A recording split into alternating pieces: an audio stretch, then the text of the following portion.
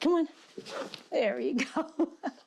I've lived through many different presidential administrations, and while each one brings its unique opportunities and challenges for our dear neighbors and vulnerable communities, I've learned that it's really important that we recognize that we are all one, that we share a common humanity and a common home, and that really we have a very strong invitation, if not a mandate, to love one another as God loves us. So I think we need to reflect and ask ourselves, how can we bring light into this difficult and decisive moment in our country's history?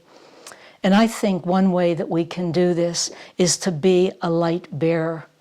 And this happens in ordinary ways, in simple acts of kindness, smiling at someone, taking a moment just to have a simple conversation about shared likes or interests. Buster here is a light bearer because he never passes anybody by, and he always brings a smile to the faces of the people that he meets.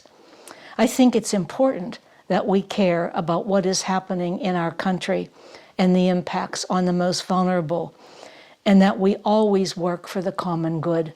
So how do we do this?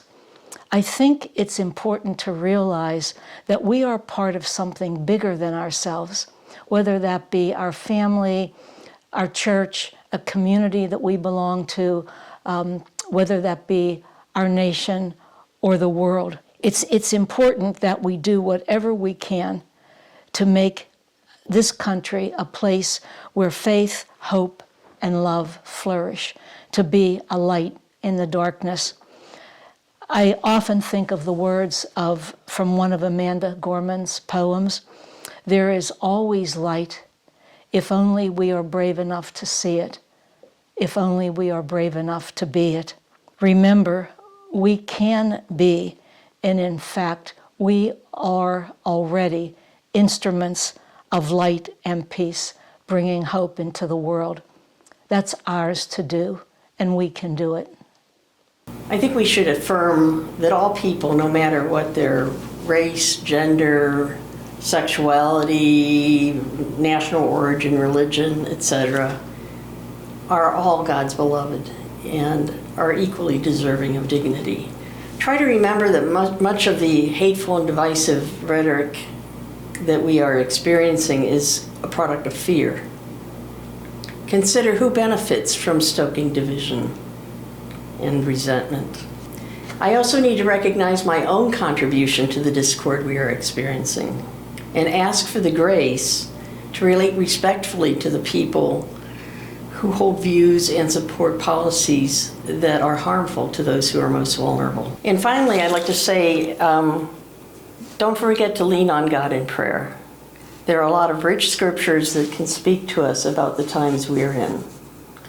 And partake in a lot of it. Like, we have the 10 Commandments, but we also have the Sermon on the Mount. So really lean on that when your resolve falters. Now, this poem is titled "A Nation Needing Silence." This morning, the cardinal, perched on a branch in our alley, did not sing. I've heard his varied songs before. This morning, did he know we are a nation needing silence?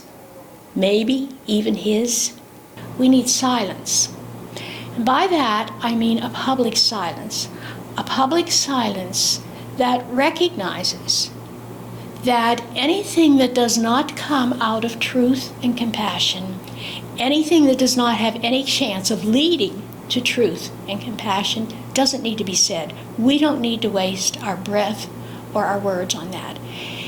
And so in that silence, our doing, I think, is something like this. It's something like looking around for what is the pain?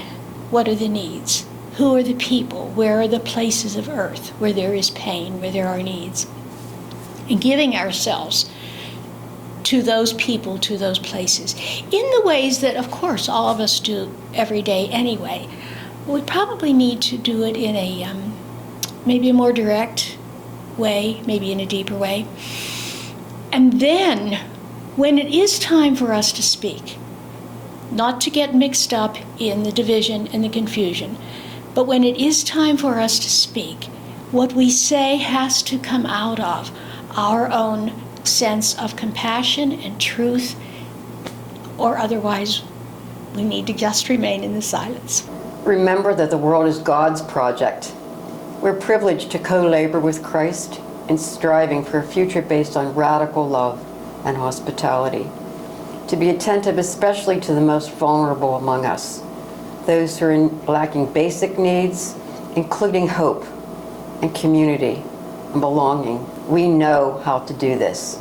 We know how to be compassionate and committed to justice. I pray that we can hold our own judgments, strong opinions, and possessions lightly, and humbly strive for the common good, seeking the unity and reconciliation needed to heed the words of Jesus. May they all be one, no exceptions.